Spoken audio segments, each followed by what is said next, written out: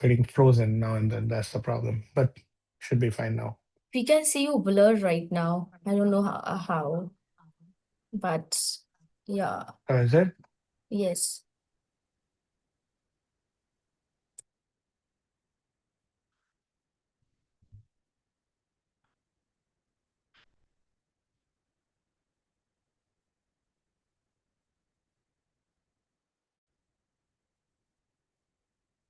It is good now. So, all right, I'll see you in a while Yeah. then. Thank you. Okay.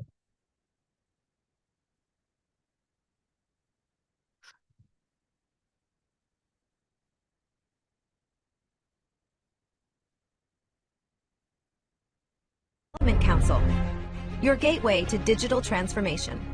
We are an independent, vendor-neutral ISO IEC 1024 accredited certification body committed to helping individuals and organizations stay future-ready in a rapidly evolving world.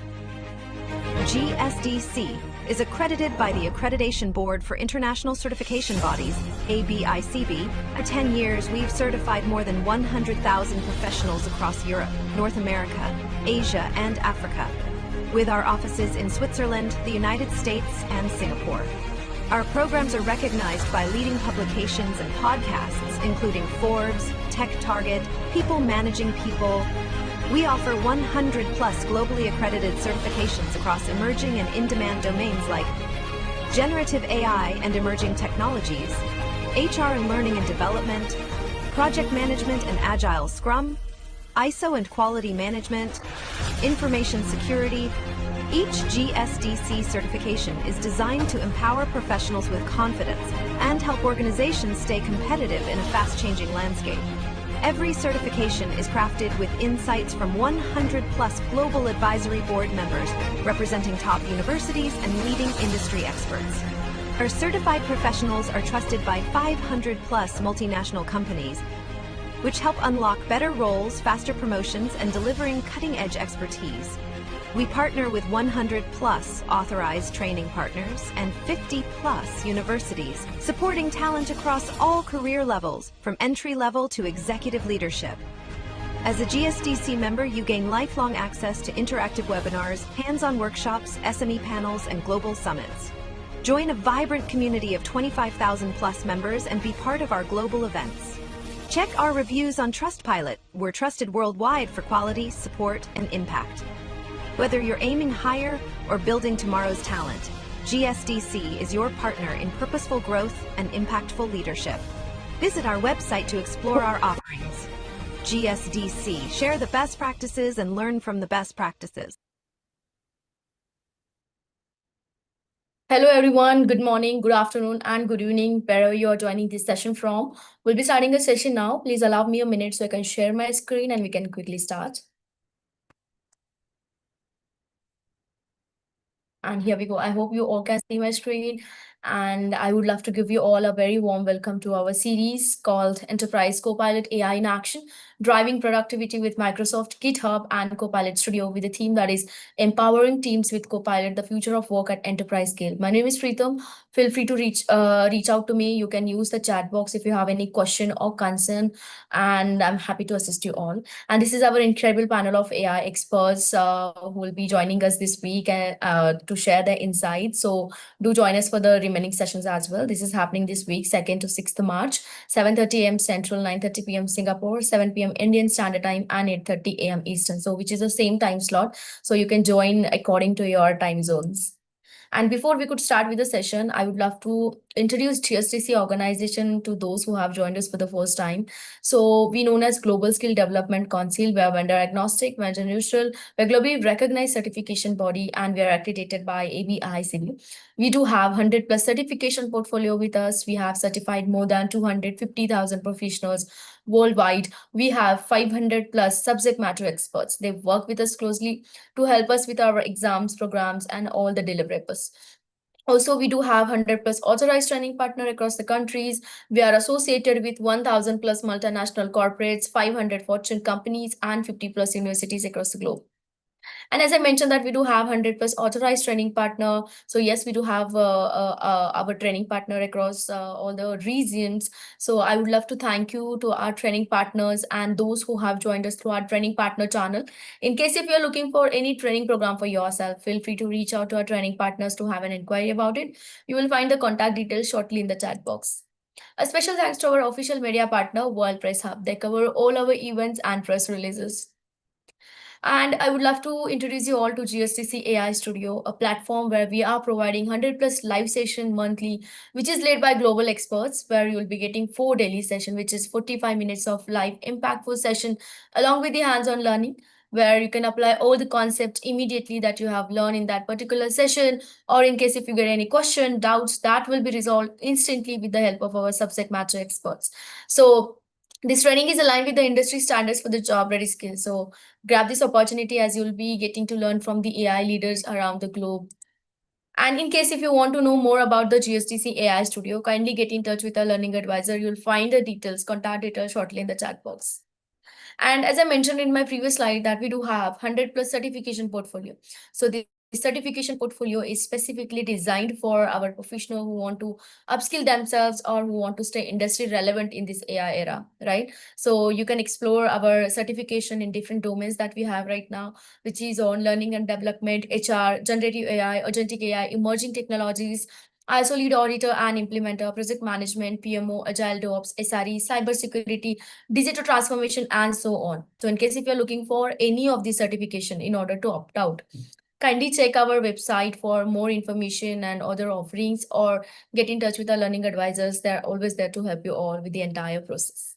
What all benefits you will be getting with this certification program? So you will become a GSTC member for a lifelong. With that, you'll be getting certificate upgrade, a free access to all our workshop boot camps, and our exclusive learning program that we have for all of you.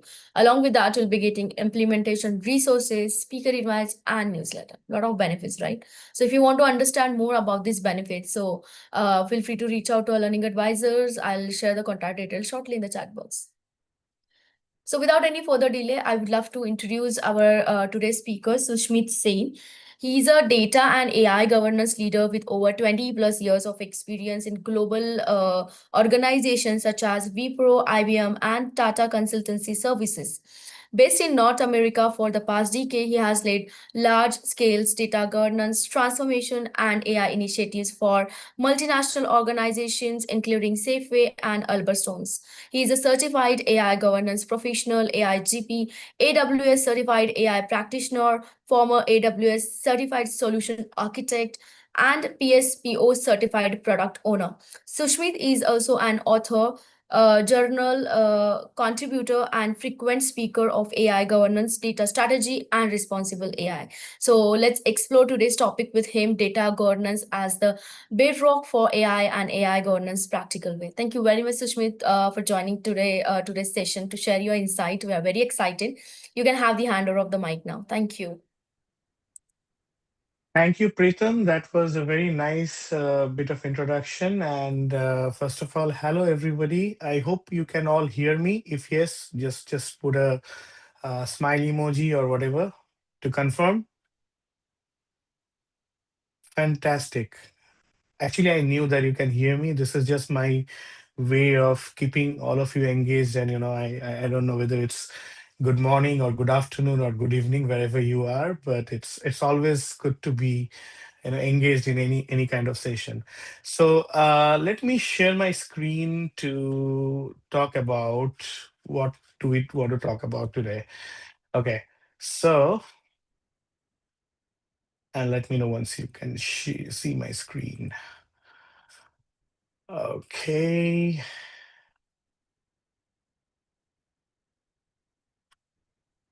Okay. Can you all see my screen? See my presentation? Perfect.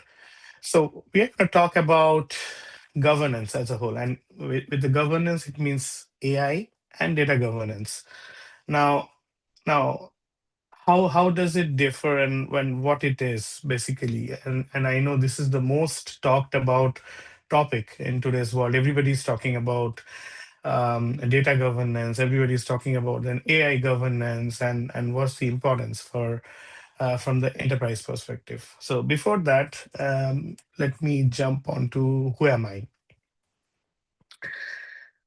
I say who am I? I remember that Jackie Chan movie, who am I? And then I don't know if you guys ever seen that movie. Coming back to the topic, so I have about like 20 years of data leadership experience. As Pritham said, that I started with service companies like Wipro, IBM, TCS, and then in US for I've been in US for I think since 2014 I was in US, and mostly I worked into product companies, not in the service company, but mostly into product company as either engineering or product leader.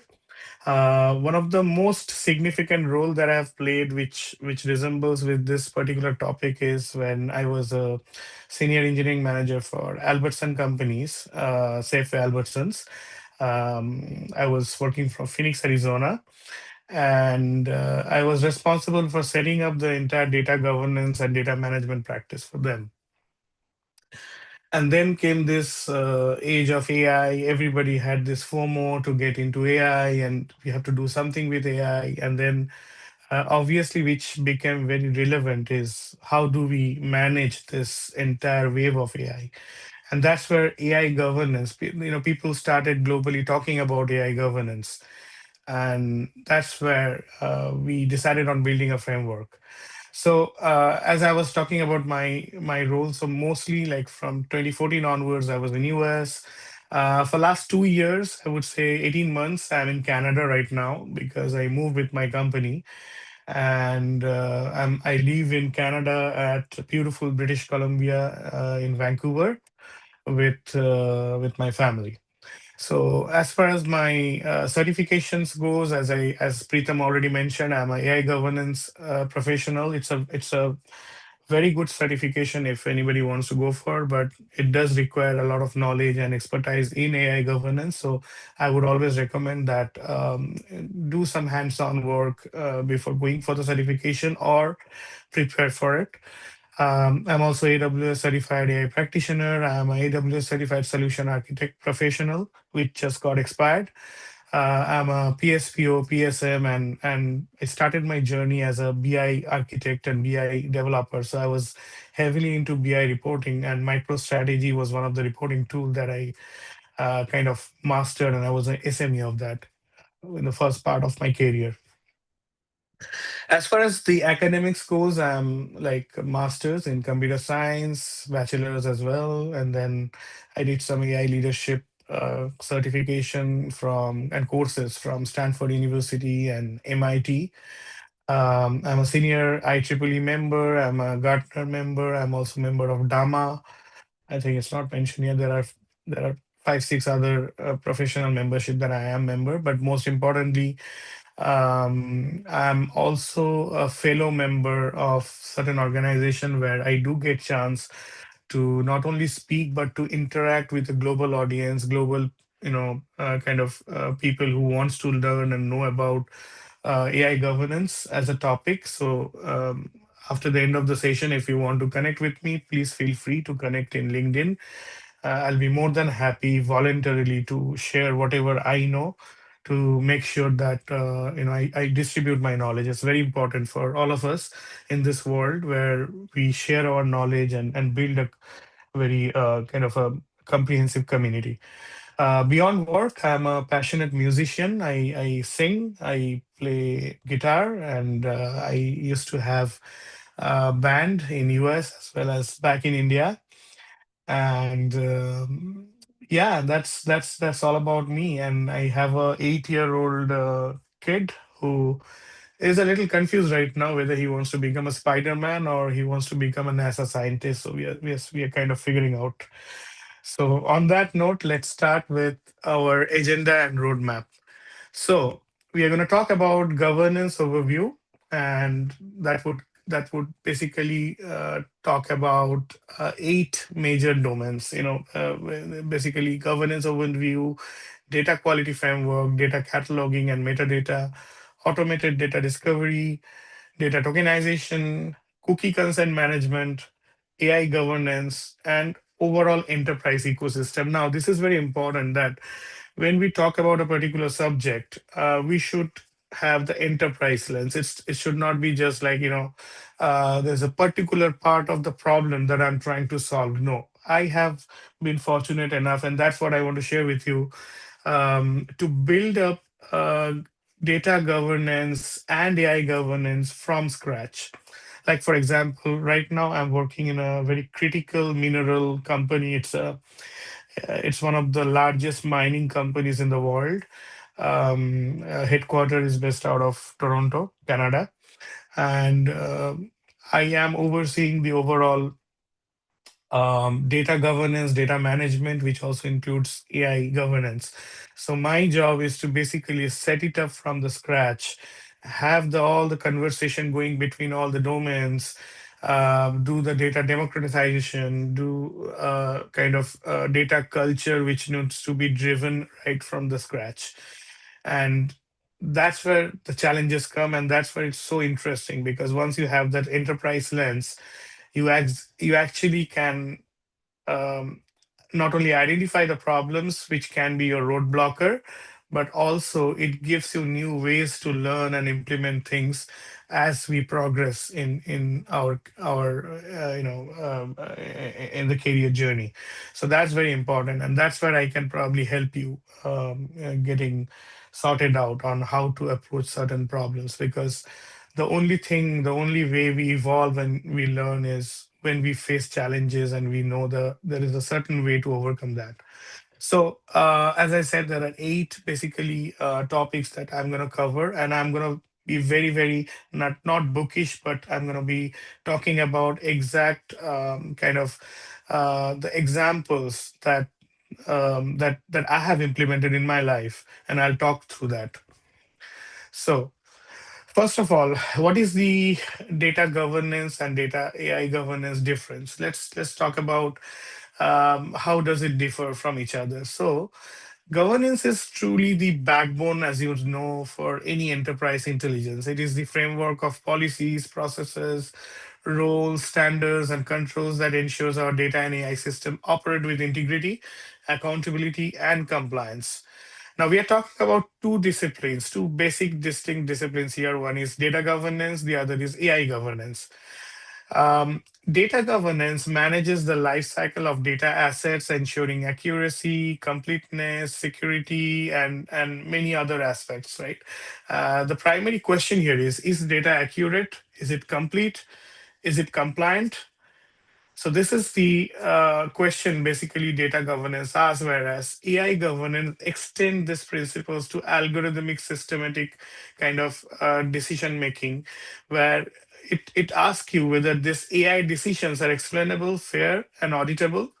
So this is the basic difference between data and AI governance. Now, when we talk about data and AI governance as a whole, think about it.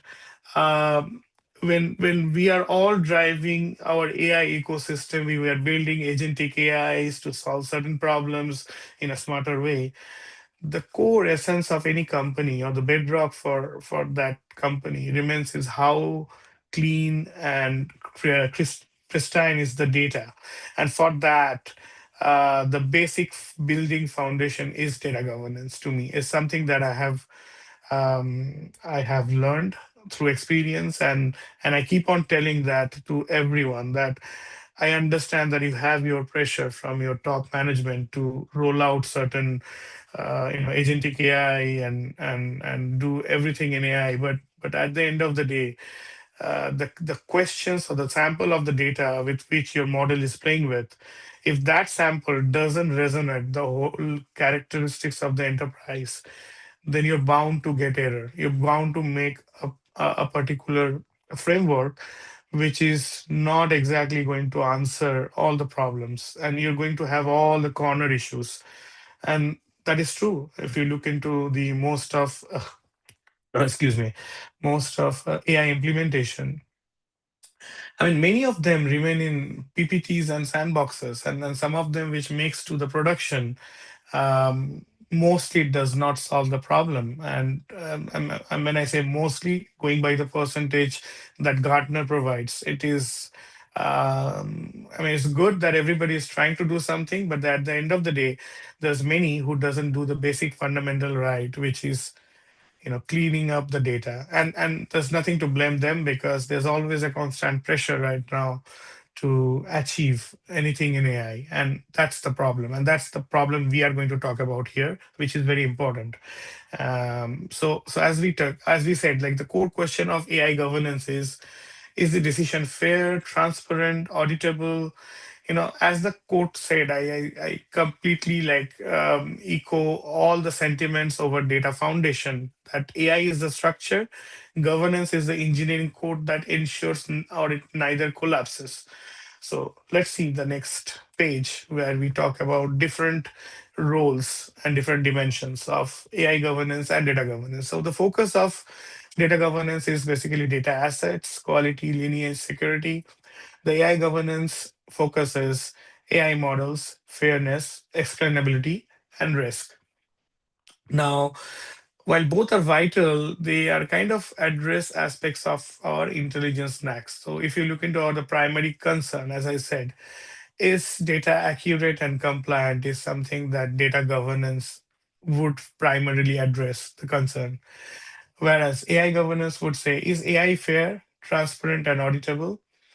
The main stakeholders, and again, it depends upon company to company. Some company might not have a CDO, but mostly, let's talk about a well-structured company where they have a data organization and they bring in a CDO to build that organization. So you have CDO, you have data stewards, you have engineers, you have data custodians, you have and various other roles that gets created.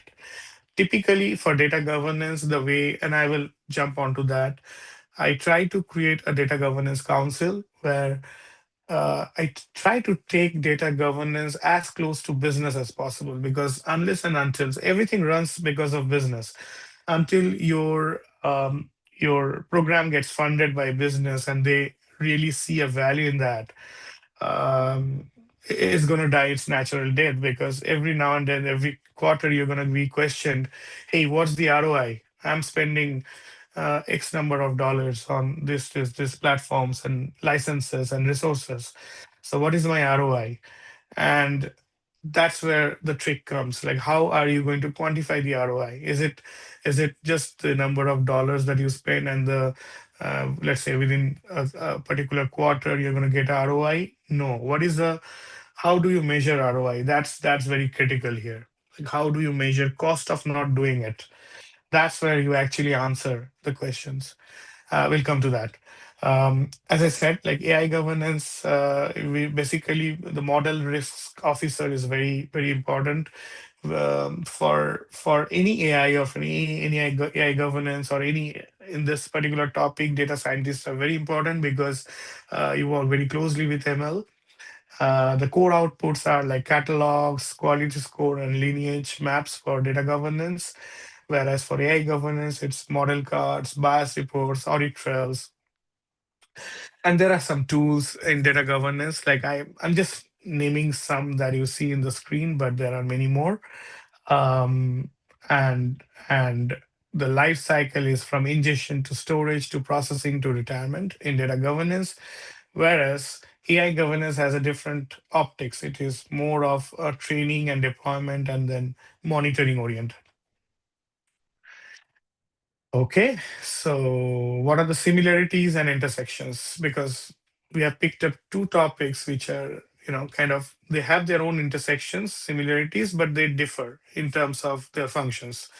So data quality as a prerequisite. So building on those distinctions, now we will explore that the crucial similarities are between these two would be not two separate disciplines, but rather deeply intertwined. Like, data quality is a fundamental prerequisite, because poor data, as I said, leads directly to unreliable and biased AI outcomes. We also need end-to-end lineage and traceability, understanding where data comes from and how it's used. If you look into the global, like, if you look into any kind of lawsuits that happen over data and AI, the first and the foremost thing that that gets questioned is like they want to, the auditors come and want to see is the lineage, and it's very important for you to have that lineage and traceability as a data governance professional to establish that. And it's not an easy task because it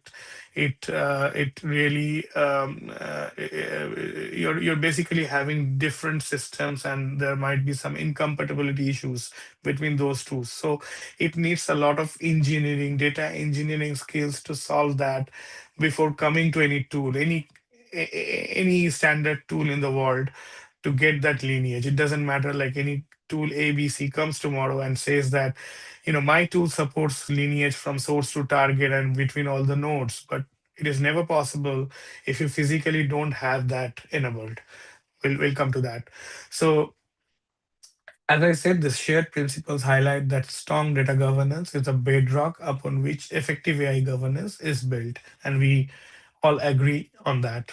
And we will all see how it translates to our overall architecture. So um, I would quickly skip through this. So we have about like 40 different PPTs to cover, like slides to cover. So I'll not stick in one, but what my purpose is to basically go over the topic so that we can have some time for all the Q&A, for question and answers. So this particular slide represents that our data governance, or enterprise governance rather, I would say, architecture. It is illustration of layered stack. If you look into each layer, it builds upon one below it. So creating a continuous governance loop from our raw data source all the way up to the business outcomes is what we aim to achieve. And at this base, we have our source system, the origin of all enterprise data. And then moving up, we have one ingestion, which handles data movement, followed by our data platform for storage and processing.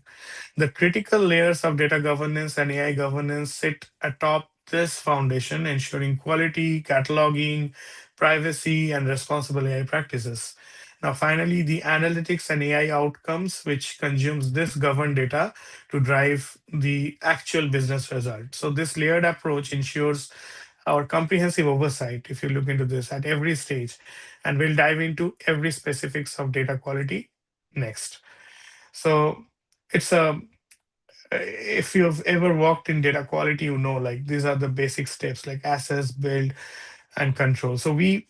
And I'll come to the kind of framework that I built, but before that, these are the basic principles. Like we can have 8 dimension, we can have 6 dimensions based on each organization. They have their own enterprise data quality dimensions or attributes, as they call it. So there could be accuracy, which is data reflects the real world values, completeness, consistency, timeliness, validity, uniqueness, integrity, conformity. So you have all heard about it. I'm pretty sure these are pretty standard across enterprises. And if you just refer to any standard frameworks like Dama DMBOK or any other, you will always say different versions of it, and this can actually differ based on your organizational dimensions, like how you define it.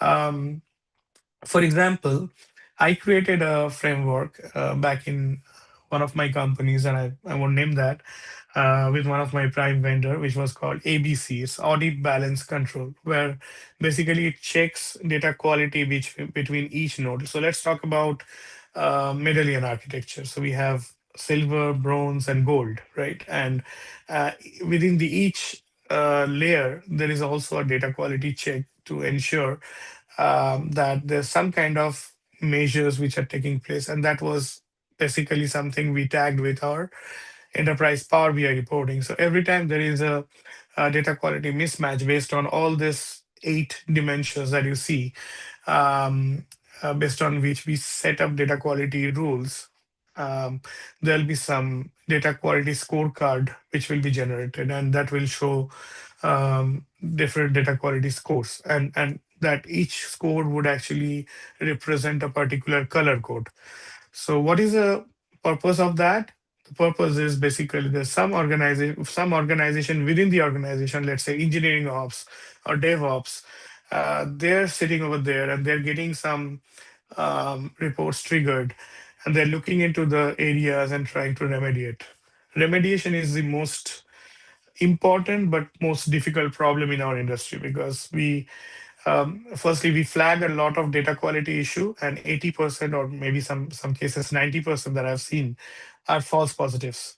And what happens is when you don't have that proper remediation in place, which is if not at source, but at close to source as possible. Like we call it a left shift ideology. Like we want to do data quality as left as possible, but reality is we don't get to do that. Now, based on the this 8 dimensions that you see, the way it operates is that you set up some data quality rules, and each rule will be based on some dimension or all dimension or subset of these dimensions. And for each rule, there's a data quality, in your framework, there must be something that is set up which runs, and then it triggers a report. And the report is generated out of Power BI. And looking at that, somebody is remediating. So very simple. That is how it works everywhere.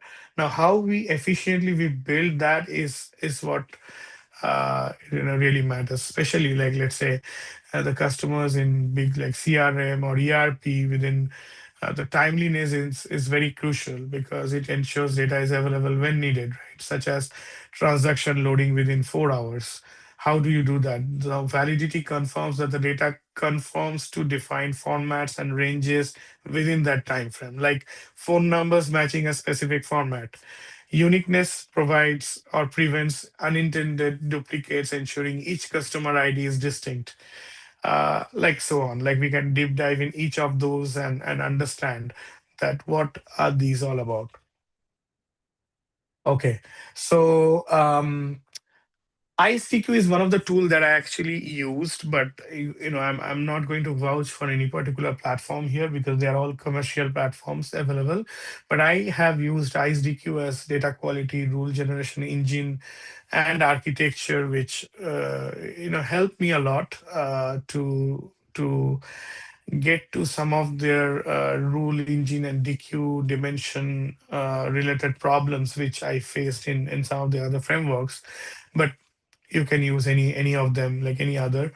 So the good thing about IceDQ is I was able to connect to multiple sources like BigQuery, Databricks, Snowflakes, because we were in between migration from Snowflake to BigQuery, and there was certain aspects which was also very it wasn't a very kind of enterprise integrated kind of a very ideal environment where you have all the systems interconnected. It's more of like federated.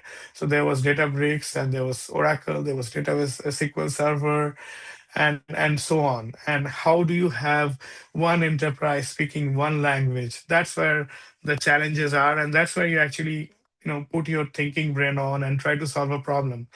ICQ helped me a lot because of their feature of native APIs and adapters and connectors that enabled me to connect to multiple sources and get to one ICQ platform where I have rule engines and DQ dimensions. We have profilers, and then I have schedulers where I can use their batch and streams, and then there's a result database history, and then alert engine. So basically, what happens is this architecture. If you look into this, it shows how we automate data quality enforcement across the entire data pipeline.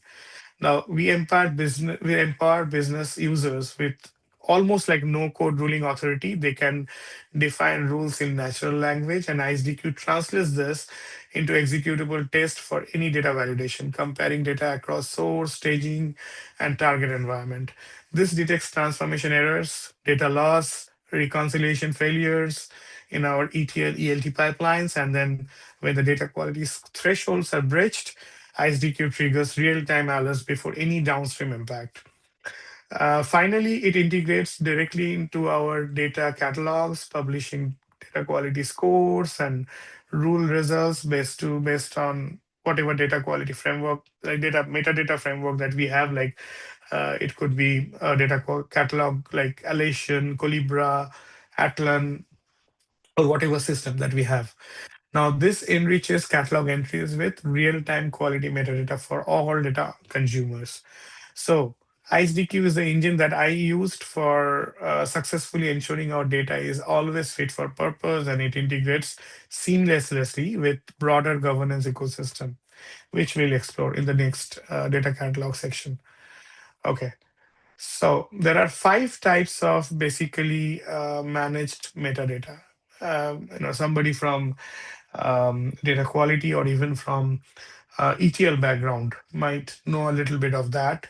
There are technical metadata, there is business metadata, there are operational metadata, there is governance metadata, which is something which is coming up now, and there's data quality metadata, which is these last two are the ones which is very interesting and it's evolving right now.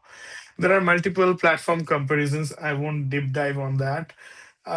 It's individual perspective, and I'm not here to vouch for any particular platform because simply I don't get paid for them. But these are the platforms that are there, which are very standard in the university, in the sorry in the industry, and based on your need, you can do due diligence and figure out which works best for you. A quick time check. It's okay. So we are on halfway mark, right? So I have to speed up a little. So building effective metadata management. The second step after the data quality framework is built, or we are using any data quality tool like ICDQ. The next most important thing comes is how do we manage the metadata and how we have a data catalog in place, because and this is what I did. I kind of like I'm a person who wants to relate everything to the business, like what business value I'm getting, how the business users are getting benefited. Because if you don't have business adoption, then the interest is going to fade, and that message conveys to your top level, and then at some point of time you will see your team is getting screwed, like shortened, and your funding is getting you're not getting enough funding for which to sustain and run this kind of program. So very important to build a effective metadata management. You need to have set objectives and clear scopes. You need to be able to integrate data sources like connect databases, data warehouses, lakes, whatever, and the applications to enable the seamless metadata ingestion across various platforms. And yeah, and then automate metadata harvesting. You need to have data quality integration, monitor data assets, and apply quality rules and scores to ensure reliable and accurate data set. Search and discovery, very important. A robust searchable catalog, like if somebody is not able to search the catalog, a business user, let's say a business analyst from your product team, like typically in any mature organization, you'll have an engineering team and a product team. Now, product team would come from a business lens, who would talk to the business and get the business requirements, get all the data quality rules from the business. They don't need to know the data model, and don't need to know the entire architecture to basically get into a level where they can query and do some reporting and understand the data. So that's where these platforms like Alation, Atlan, Colibra, this gives that power to the analyst, to the business user, that hey, you don't need to know anything, just get into your like if it is properly set up, like if it is properly set up by engineering, then they should be able to query their data regardless of their knowledge and about the data model. They should be able to use a data catalog as single point of entry for any enterprise, for any reporting. I used to sell this in a way that I say it's a 3-click approach.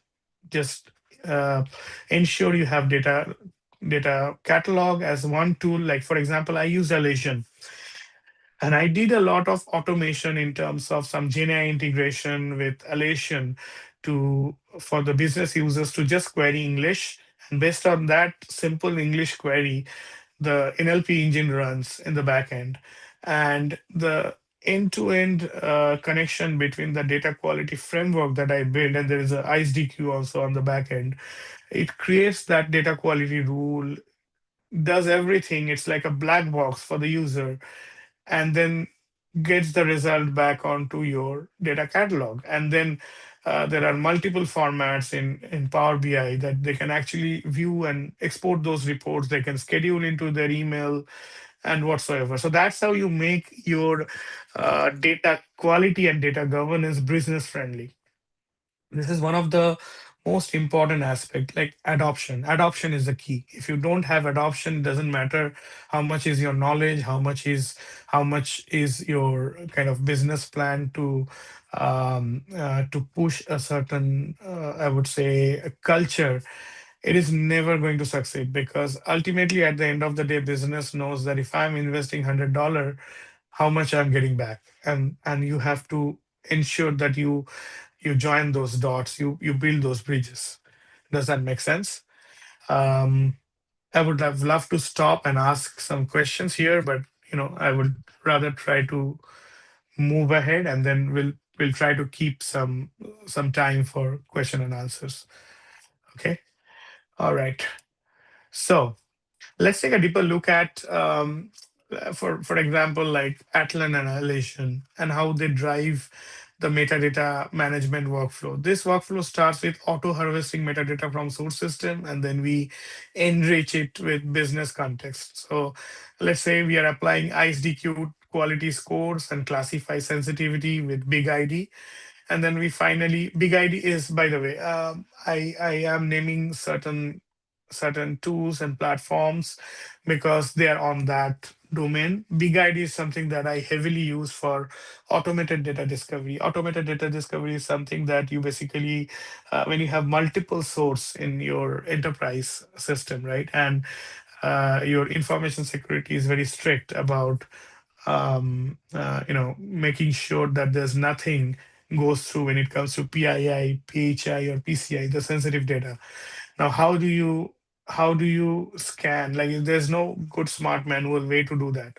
So the way I used is I basically used Big ID, and I used that to scan all the data sources, and then there's some reports which are generated. Okay, these are the PIIs which are hiding, and it goes back to your data source owners with with a active kind of concerns that these are the ones that you need to remediate, because unless you do that, we cannot publish this data, because it's typically sensitive for the company. And what Atlas active metadata approach is basically, and I found it very interesting, that it propagates metadata actions across the entire data stack. For example, if a data steward marks a data set as depreciated in Atlan, that signals automatical flow to downstream BI tools and ML pipelines. Atlan's behavior is more on this kind of proactive approach, whereas Alessian behavioral intelligence engine learns from how user queries data. It ensures the most trusted and frequently used data sets at the top of search result. It is called a trust flag, which gets generated, and that provides the instant quality signal to all data consumers. These platforms are essential for ensuring our data assets just it's just not cataloged, but it's actively managed and trusted throughout their life cycle, right? Now, let's see, as I was talking about Big ID, how it kind of automates discovery. Like, automated data discovery with Big ID addresses one of the critical and key challenges of data sprawl in modern enterprises. I would say the manual discovery is simply impossible, as I was saying, at scale. Big ID automates the process of finding what data exists, where it lives, who owns it, and what risk it carries. It typically discovers 3 to 5 times more sensitive data than manual methods. As I said, it classifies different frameworks based on identification of various sensitive data types, such as PII, PCI, PHI. PHI is health data, PCI is credit, like financial, and also the intellectual property. It also, that's one of the most unique way, that it also identifies your intellectual property rights. And this classification is crucial for regulatory compliance and risk management. Your big ID integrates seamlessly with our governance stack, and it feeds classification result directly to maybe Satlin, Alation, Colibra, or whatever platform that we have, and it enriches our catalog with sensitivity tags. It also triggers tokenization in some tools. Like for example, I use Protegrity for tokenization, which discovers PII and then automates DSR workflows in ServiceNow. This automated discovery is foundational for protecting sensitive data, which leads us directly into the discussion of data tokenization. Very, very important topic. Now, um, again, like when I talk about certain methods, I tend to shift towards what gave me success.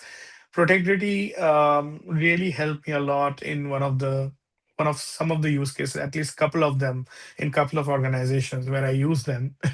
And it has a vault list organization. What does vault list organization means? um, how I don't know how many of you have heard about forgettable code books. Like for any tokenization, there are certain code books which are used. Code books are basically, you can say, the rule books by which they tokenize. Now, code book helps the auditor to get ensured that you're not using the same code book to decode, to detokenize. So it's 100% foolproof that nobody can break through your system, right? So I'll double click on that. So now let's explore tokenization. What does tokenization do? So tokenization replaces sensitive data with non-sensitive surrogate tokens. These tokens have no exploitable meaning outside the tokenization system, offering stronger protection and encryption for operational use cases. Protectivity employs a wordless tokenization approach, and this basically eliminates the single point of failure associated with traditional token vaults. Tokens are generated algorithm way, and there's a cryptographic way also, which is managed by their policy server. And then maintaining both format and referential integrity, we utilize various tokenization types, including format preserving encryption for legacy system, random tokenization for maximum security, and partial masking for customer service displays. Um, this particular, I would say, method allows for analytics and AI trainings while preserving re-identification capabilities. Like for detokenization, flow is highly controlled and authorized application request access with token and credentials, but the policy server is a very important component here, which actually validates users' role, purpose, and authorization and authentication. And based on that, if you look into this detokenization request flow, right? There's an authorized application request access with token credential, which goes to the policy server, which validates user role, purpose, authorization. Then the tokenization engine algorithmically restores original value. Very important. Like if you don't, so there's no way to get that algorithm externally. It's a kind of a proprietary property of um, or a knowledge of Protegrity, which is so helpful because most of the audits happen where they want to know where it is stored, and literally it's not stored anywhere because access is logged in immutable audit trails. It's a fantastic way of going through your audits and making sure that your data is protected. And I had huge success with Protegrity, creating zones, raw zones, creating customer data zones, which really protected the assets that we talked about. All right. I'm trying to make sure that we don't miss out because we are on halfway mark when it comes to our slides. So I will quickly rush through a little. So we have zone A, which is raw PII. We have zone B, which is tokenized. We have zone C, which is anonymized, basically used for BI reporting teams and IT and analyst dashboards and so on. There is zone D, which is for AI training, which is for data scientists, ML engineers, and efficiently used for model training and experimentations, etc. Okay. Um, as I said, like the first zone, first two zones, if you see, the customer data zone architecture is very, very important because that's how you protect your customer data. So this framework segments data based on sensitivity and intended use, as you see. So raw PII is never exposed unnecessarily. Now, do we always tokenize it? Now, what happens if there's a lawsuit which is filed and court wants to know that what was the data that basically got leaked? So you have to keep it somewhere, right? And how do you keep it and still have your kind of you have all these audits and you have all the right way of doing things which should be done, but for most of the organization that I have seen, what they do is they make a flag 0 or flag 1 based on whatever the logic, and it's called a soft delete. So in real life, nobody can actually query those data once it is quarantined or deleted. But if there's a lawsuit which happens and then there is a ask from court that show me the backup of those data, there's at least one authorized person who is the chief privacy officer who should be able to get that data and give it back to the court.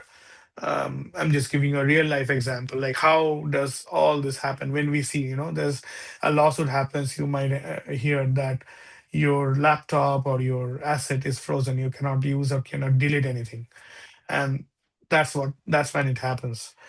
Okay, I will quickly jump on to cookie cat. Okay, cookie consent management is another thing. Like I have, as I said, I was responsible for enterprise data governance, which meant I was responsible for data quality framework, data metadata cataloging, uh, big ID and automated data discovery scans, data tokenization, detokenization, and also cookie consent management, which is if you go into any website, you see there's necessary cookies, strictly necessary cookies, and then other functional and marketing type cookies, right? Analytics cookies and third-party cookies. Now, how do you defend that? So there's a tool called OneTrust, which I've used. I was also the also being the leader. I also kept the OneTrust administration in my control so that I can defend all those cookies and opt-out requests. And there was certain ways that we build our data protection mechanism. So the fundamental requirement is driven by global privacy regulations. This slide, if you see, outlines the different categories of cookies and what correspondence the consent requirement under. Basically, GDPR and CCPA is what we considered, but there are other laws and rules now coming up. So we categorize cookies from strictly necessary, which requires no consent. You cannot even disable that, to marketing and third-party cookies, which demand explicit opt-in. Understanding this distinction is crucial for compliance because regulatory landscape, particularly as I mentioned, GDPR and CCPA, mandates very clear, informed, and easily revocable, I would say, consent.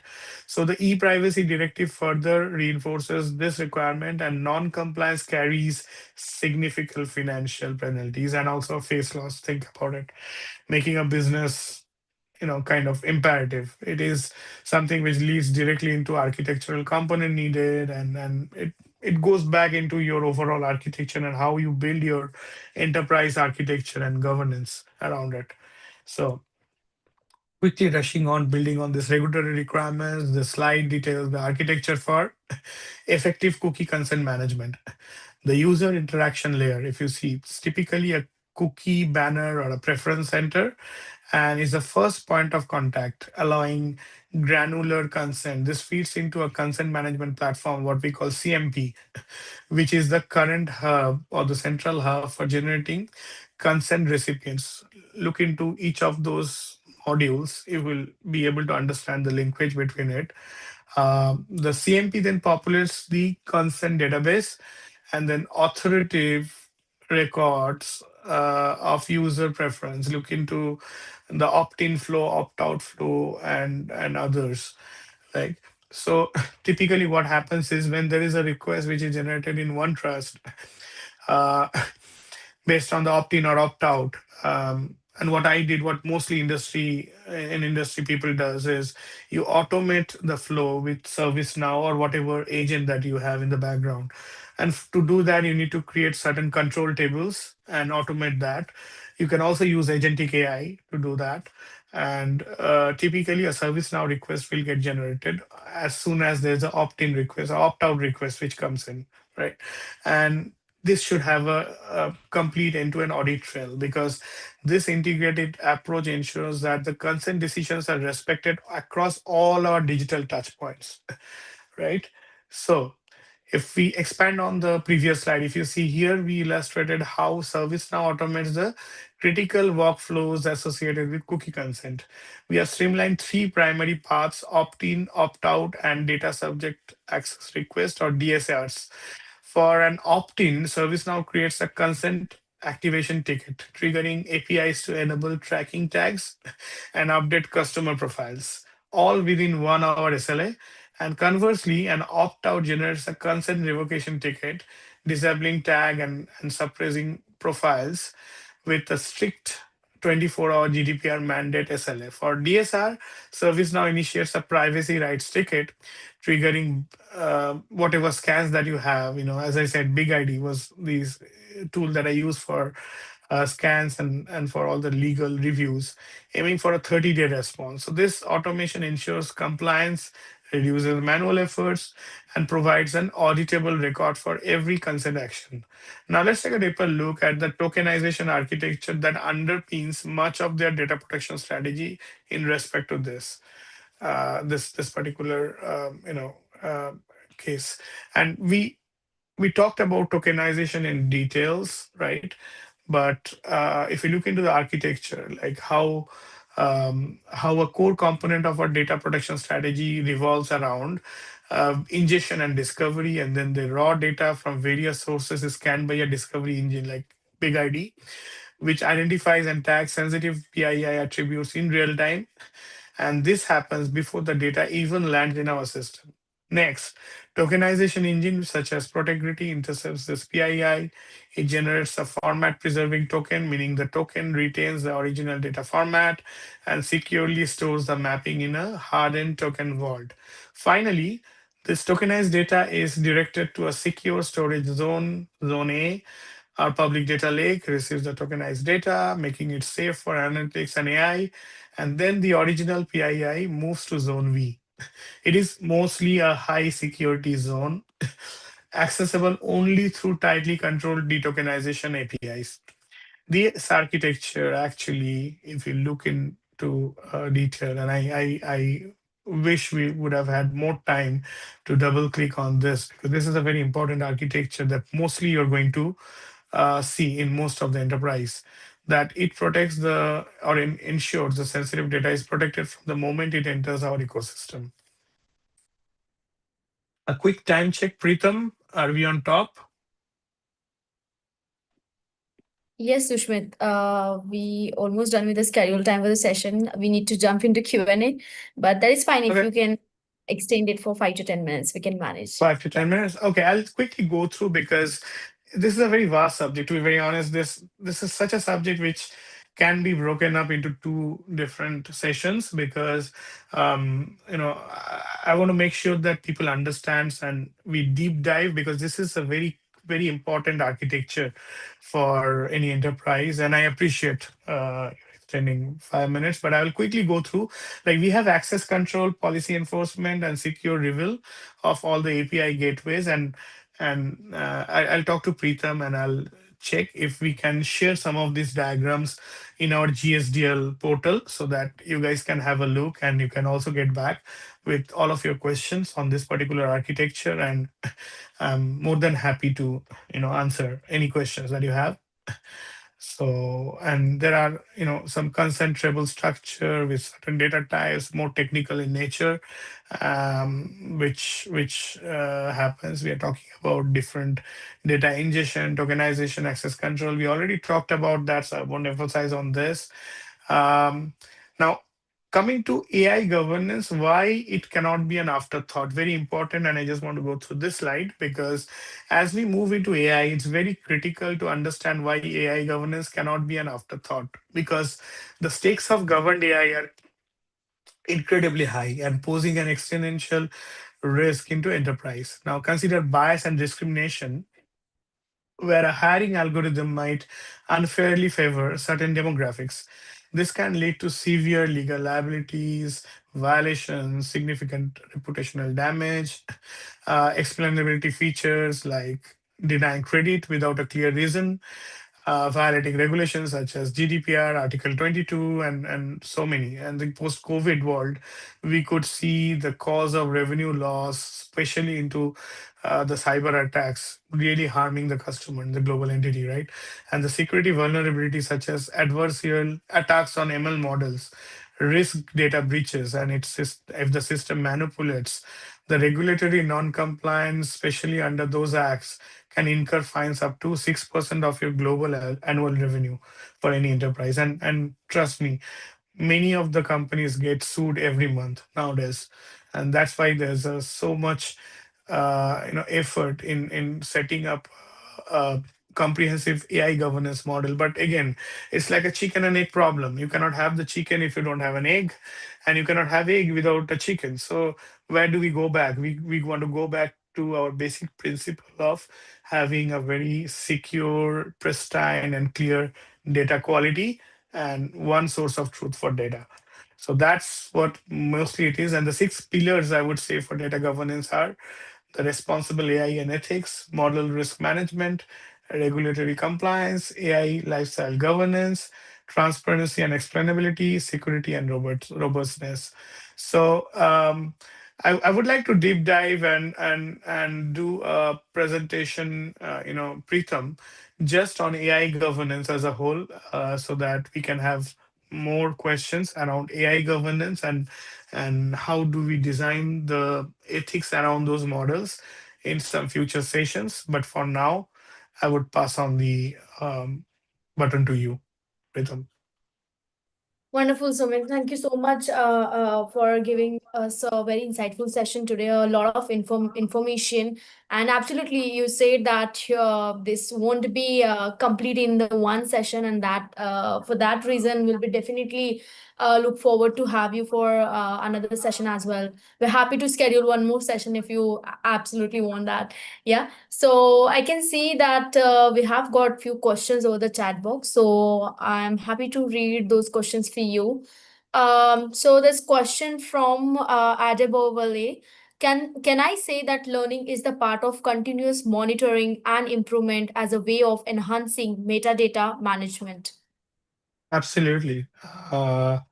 That is a way to go about it. And learning is a very key word, not only for AI or AI governance, because that's how you train your models, right? Unless you have effective learning. There's a very funny story.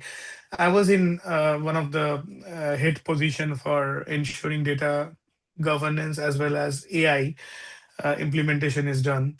And this certain vendor came to me and they said that we need access to your production data. Now, no company, no good company will give you that, right? Because information security will come towards you and say that, hey, we cannot give production data, and which makes sense. Nobody can actually give you that. But how does the AI models and the metadata perspective, if you think about it, like if you don't train that model, then how will your AI model evolve and learn and be effective? So, as I say, it's a chicken and egg problem. So you need to have access to certain sample data which resonates with your overall, feature of your overall architecture. That is the only way to eliminate any corner case problems that we see. Most of the AI models fail because while training, they might not have got trained onto those corner cases which actually comes in your production. Hope that answers your question. Absolutely. Thank you very much, Sushmit. I can see another question we have got from AC Home. I want to major and specialize in AI governance head on. Can you clearly support me with comprehensive roadmap to assist me? Definitely, but I would say that start from the right way to learn is you can definitely have now you will see all the global universities will have ethics. They call it different ways. Ethics in AI, responsible AI, AI governance, it's all the same. um, I would always encourage you to learn that because that's the evolving field. But before that, you need to ensure that you have a good understanding of data as a whole. So my suggestion with you would be to invest your time in understanding the data, understanding data governance first, and then jump onto AI governance. Because if you don't have the fundamentals right, then you might not be able to resonate with what ethics are we talking about. Hope that makes sense. Absolutely, Sushmit. Thank you very much for answering this question very wonderfully. And I can see there's another question from Seshadri. How can we have the guaranteed big data to metadata with AI tools useful for the same? How can we have guaranteed for big data to metadata? See, it doesn't matter which, as I said, the ideology is always left shift. Left is the source, right? And then you want to do your data quality as close to the source as possible. So if you have a big data source and you want to have your metadata cataloging sorted out into the source, right, the first and foremost thing that you do is you need to have certain steps built to do the metadata harvesting, do the metadata glossary defined. The way I approach this is to have the CDs identified. CDs are like the critical data elements. So identifying the critical data element is the first step to go about it.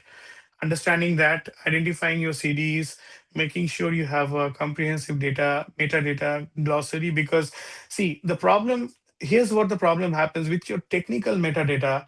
There can be a significant difference between your business metadata, how business looks at the domains, right? And back end, the way, let's say for last 30 years, how the organization is maintained, you have a different terminology, a different way of building your technical metadata. So bridging gap between these two is where you can utilize your metadata catalog, and building those comprehensive metadata catalog with bridging up between technical metadata and business metadata is where you actually inject the solution. Hope that answers. Absolutely. Thank you so much, Sushmit, for answering all the questions so far. And I would like to tell all the participants that I have shared his LinkedIn profile link in the chat box. You can find it over there and feel free to reach out to him. Seems like he has a lot of information to share on this topic. So, and as he said, he would love to share all the materials with you all. So kindly get in touch with him or the LinkedIn, or also you can write to us. We'll probably try to get all the source for all of you. And also, I do have some great announcement for all of you. So stay connected till the end. And here, unfortunately, we have to stop for the Q&A because we have already, running out of scheduled time for the Q&A as well. So we'll be stopping here. So feel free to reach out to speaker, or also you can drop your questions over the official site of GSTC, for example, LinkedIn, and tag GSTC, or you can post your questions through our blogs as well. And we'll make sure that one of our subject matter experts is getting back to us. And also, you can tag our speaker, Sushmita, as well over the LinkedIn. So, thank you so much for being here and attending today's session. And Sushmit, before I take the handover back, we would love to hear final thoughts from you for all our participants who joined us today. Yeah, the thing that I always tell, and when I hire people, hire my team, the first and foremost thing that I ask you is, do you have the passion to do it? It's very important to have the passion because, we are in a very stressful world, and with this AI, we do understand that the kind of workforce, global workforce that we have, it might be very well like not needed. We might need specialized workforce with specialized knowledge, and it's very stressful because at the end of the day, we all have responsibilities, right? So stress gets onto you, but be passionate about the subject. Try to build that passion, and it reflects when you do the work. Then your deliveries will not feel like there's something that you've been pushed to do, because you know tell yourself that I want to be expert on this subject, I want to build a passion, and I want to drive it. That's going to answer your survival. So don't worry, don't get stressed, keep enjoying the work that you're doing, keep learning, very very important. Learn at every stage, and please do connect with me, because we are all same on this boat. All right. So yeah, keep smiling, and all the best to all of you. Very thoughtful, and thank you very much for sharing such a wonderful thought with all of us. And yes, we'll look forward to have more collaborations with you, Sushmit. So thank you very much Sure. again for this insightful session. And I do have some quick announcement for all our participants here. So I would like to make this announcement that we do have this certification that we are providing amazing discount right now, which is 20% discount. You can use this promo code, which is AI20, to get this discount. And you can see we do have the certification in all these domains where you can apply any of the certification: AI Foundation, AI Tool Mastery, and Agentic AI Domain Specialist, AI Strategic Integrator, AI Guardian, AI Change Evangelist, and Leadership Advocate. So if you want to know more information regarding all of this certification, kindly reach out to our learning advisors. You'll find the contact details in the chat box. And this is utility tool. I would like to introduce this tool to those who have joined us for the first time, and I believe many of you are already aware. This tool is all about to level up your profile. It will help you to improve your LinkedIn profile score, your AI skills score. It will help you to build your personal brand, and also it will create AI generated resumes, right? So you can use this AUG100 as a code to get 100% off, which means completely free for our webinar attendees. So check this tool out, this tool, as we have got amazing responses from our previous participants so far. And I'm very happy to inform you all, tomorrow we'll be having another insightful session with AJ Ansari on the topic that he'll be covering tomorrow, that is balancing innovation and compliance, navigating at IT's AI governance dilemma. So do join us with the same time slot that you have joined right now, and you can use the same registration link to join tomorrow's session as well. And this is another amazing news that I have for all of you, that currently in the GSTC, we are conducting this panel discussion featuring on women leading the AI-powered enterprise, 5th and 6th. So that is today and tomorrow. We'll be having these discussions with amazing experts lined up. You can see that, right? So the time is 9:30 a.m. according to Central, 11:30 p.m. Singapore, 9 p.m. Indian Standard Time, and 10:30 a.m. Eastern. I'm sorry if I'm missing out any time zone. So check this out. You can join us according to your time zone and also register yourself. You'll find the registration link in the chat box that I've shared it earlier. You can just scroll up a little bit. You'll find all the details of this session as well. And this is another series we are conducting, which is on ISO. So we do have these incredible industry experts who will be joining us to sharing their insights on ISO, driving enterprise resilience, ethical AI, and operational excellence. This is happening this week, 2nd to 6th March 2026, with another time slot that is 8:30 a.m. Central, 10:30 p.m. Singapore. So do join us for this as well. You'll find the registration link in the chat box. And we do have these referral champions who have referred maximum people to our this specific series. Let's congratulate to them and appreciate them for taking efforts to referring people towards session like knowledgeable sessions like this, right? So we'll be announcing all the final winners at the end of this series. So you still have a time to refer maximum people and be winner. Top 3 winners will be featured on the GSTC Wall of Fame, and all the winners who have earned 50 or more than 50 points will be getting back to them for the rewards, which is worth $400. And in case if you're looking for any speaker opportunity at GSDC, feel free to share your speaker profile with us. We do have global platform like Learning Capsule, webinar, and podcast. I've already shared the contact details in the chat box. Feel free to share your speaker profile with us. We'll make sure that is getting reviewed, and we'll get back to you with the speaker opportunity in case if all criteria gets met. And this is our social media networking, where you can connect with us over LinkedIn, WhatsApp to get daily update on event, webinar, boot camps. And also there is a WhatsApp community group where you will be able to see all the new launches on the certification program. So please do connect with us over here. And thank you so much for joining today's session. We look forward to have your engagement for the upcoming sessions as well. Thank you, dear Sushmit. We'll see you again. Thank you, everyone. Bye-bye. Take care. Thank you.